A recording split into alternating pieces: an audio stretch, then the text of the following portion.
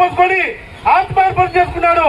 మన ముగ్గురు సోదరులు కమ్మగిరి సామన్న గారు, మరి ఎంపీఎం శంకరన్న గారు, మరి అలాగే మన ఇంకో వ్యక్తి కూడా నలుగురు కలిసి ఆ రోజు చేయడం జరిగింది. ఈ రాష్ట్ర ప్రభుత్వం, అప్పుడు ఉన్న రాష్ట్ర ప్రభుత్వం అమరవీరుల త్యాగాల్ని గుర్తించి 2004లో ఎస్సీ వర్గీకరణ చేసిందంటే అది మాదిగుల ముద్దుబిడ్డ మందాకృష్ణ మాదిగారి పోరాట ఫలితం అని చెప్తున్నాను. ఈ అమరవీరులు మనం గుర్తించుకోవాల్సిన అవసరం ఎంతైనా ఉంది.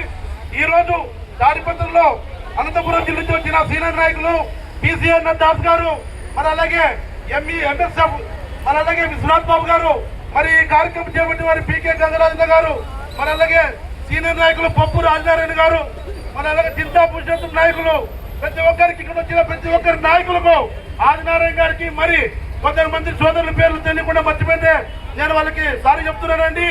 ఈ రోజు ఈ ఆంధ్రప్రదేశ్ ఉమ్మడి జిల్లాలో ఎస్సీ వర్గీకరణ అయిందంటే మొట్టమొదటి ప్రాంతాలు తెల్లమల్ల రవి మాదిగా చెప్పి నేను చేసుకుంటాను.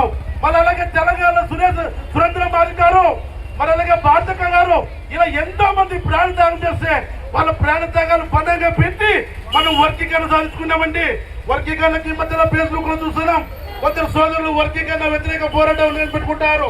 వర్గీకరణ వ్యతిరేక పోరాటం కాదు, వర్గీకరణ కోసం అమరావతి పరిచే విధంగా మరి దిశగా మరే ఉద్యమం చేయడానికి కూడా మరి యువత ముందుకు వచ్చి వర్గీకరణ కొనసాగించే దిశగా మనందరూ ముందుండాలని చెప్పి నేను పిలిపిస్తున్నాను. వర్గీకరణ అడ్డుకునే హక్కు ఎవరికి లేదు.